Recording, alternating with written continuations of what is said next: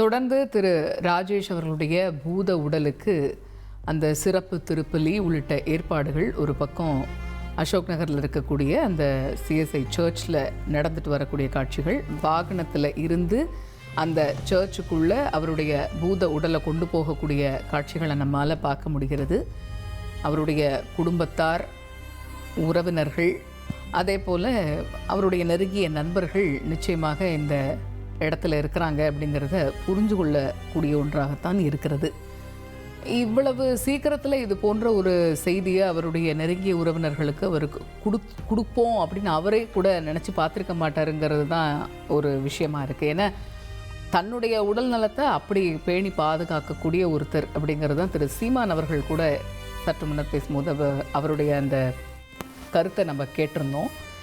இந்த நிலையில் அவருடைய பூத உடலானது சிறப்பு திருப்பலிக்காக கொண்டு செல்லப்படக்கூடிய காட்சிகள். இதனிடையே அவரோட இணைஞ்சு பணியாற்றின சமகாலத்தில் அவருடைய நண்பராக இருந்த திரு பாக்யராஜ் அவர்கள் திரு ராஜேஷுக்கு அஞ்சலி செலுத்தினதுக்கப்புறம் என்ன பேசினார் அப்படிங்கிறத பார்க்கலாம்.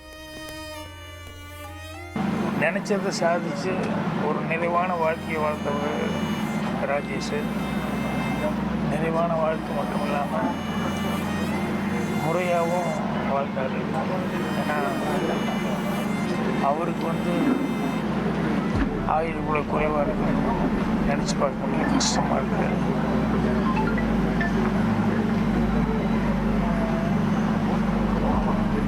அவர் வாத்தியாராக இருந்தவர், அதனால் நிறைய படிக்கிறதுக்கான வாய்ப்புகள் அவருக்கு இருந்தது. சினிமாவுக்கு வந்திருந்தால் கூட கடைசி வரைக்கும் அந்த வாத்தியாருக்கு உண்டான அந்த பொறுப்புங்கிறது கடைசி வரைக்கும் அவர்கிட்ட இருந்தது. அதே மாதிரி இதை பற்றி ஏதாவது ஒரு சந்தேகம் இருந்தால் கூட என்ன ராஜேஷன் ஃபோன் பண்ணோம்னா எதை பற்றி வேணாலும் டக்குன்னு சொல்லக்கூடிய அந்த அளவுக்கு ஒரு நாலேஜ். தெரியலன்னா கூட டக்குன்னு கூகுளில் அது இது எதுலையாவது போய் அதை பற்றி தெரிஞ்சுக்கிட்டு உடனே சொல்லக்கூடிய ஒரு. அதே மாதிரி சினிமாவில் டாப் டு பாட்டம் சொல்லுவாங்களே, கீழிருந்து மேலே வரைக்கும் எல்லாருக்கூடையும் பழகி எல்லாத்துக்கிட்டையும் ரொம்ப ஒரு நல்ல பேர் சம்பாதிச்சவர். எனக்கு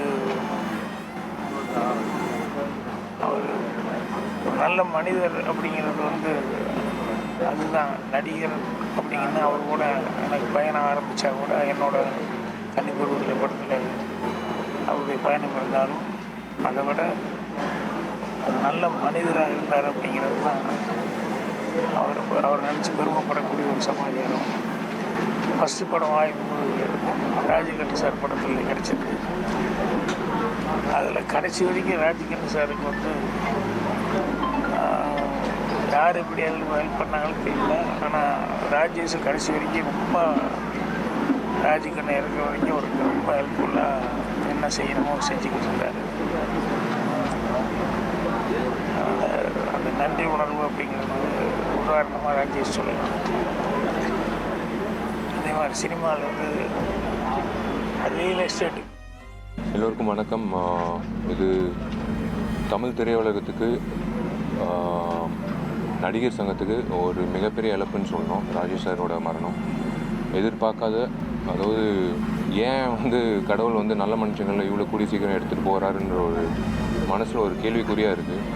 அவ்வளோ ஒரு நல்ல மனசுள்ள ஒரு மனிதர் முதல்ல, அதுக்கப்புறம் தான் நடிகர். ஒரு சிறந்த நடிகர், எங்களுக்கு ஒரு தூணாக இருந்தவர் நடிகர் சங்கத்தில். இவரை பற்றி சொல்லணுன்னா ஒரே ஒரு விஷயந்தான், எந்த ஏஜ் குரூப்பாக இருந்தாலும் அந்த ஏஜ் குரூப் இறங்கி பேசி அவங்களோட உரையாடி அவரோட நாலேஜ், அவர் ஒரு நடமாடும் என்சைக்ளோபீடியா தான் சொல்ல முடியும். அவர்கிட்ட இருக்கிற நாலேஜ் எந்த டாப்பிக்காக இருந்தாலும், அது சினிமா மட்டும் இல்லை, இது அரசியலாக இருக்கட்டும், லிட்ரேச்சராக இருக்கட்டும், எந்த ஒரு விஷயமாக இருக்கட்டும், அவர்கிட்ட பதில் இருக்கும். அது நாங்கள் கேட்கும்போது எங்களுக்கு அவரோட அதிகமாக டைம் ஸ்பெண்ட் பண்ணோன்னு ஆசை இருக்கும். நாங்கள் சில நேரத்தில் நோட் பண்ணிப்போம் அவர் பேசுகிறது, எங்கிட்டயாவது நம்மளுக்கு பயன்படும்ட்டு. இன்றைக்கி அவர் இல்லைன்றது உண்மையிலே நம்ப முடியல. ஒரு தர்ம சங்கடமான ஒரு நிகழ்வு இது. திடீர்னு கேட்கும்போது கன்ஃபார்ம் பண்ணிட்டோம், இது உண்மையிலே ராஜேஷ் சார், நடிகர் ராஜேஷ் சார்.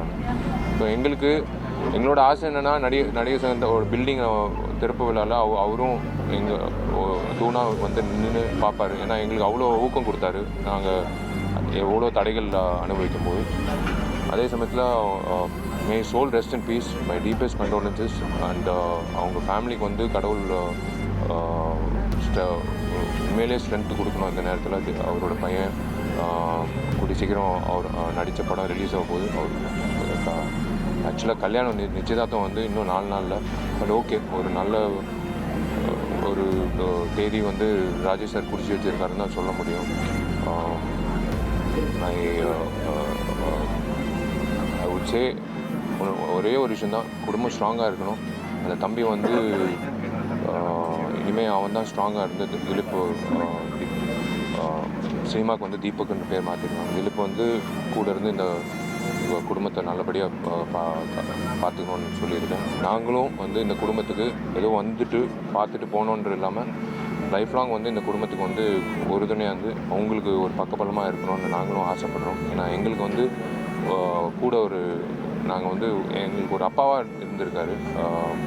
பயணிக்கும் போது அவர்கிட்ட நாங்கள் கற்றுக்கிட்ட விஷயங்கள் வந்து ஏகப்பட்ட விஷயங்கள் சொல்லணும்னு அவசியமே இல்லை. நடந்துடக்கூடாது, பட் ஓகே, அது விதி. திரு ராஜேஷ் பற்றி பல்வேறு கருத்துக்களை தெரிவிக்கக்கூடிய காட்சிகளை நம்ம பார்த்துக்கிட்டு இருக்கோம். தொடர்ந்து பார்க்கலாம் ஒரு சிறிய இடைவேளைக்கு பிறகு. தந்தி டிவியை உங்கள் கேபிள் டிவி ஆபரேட்டரிடம் இலவசமாக கேட்டு பெறுங்கள்.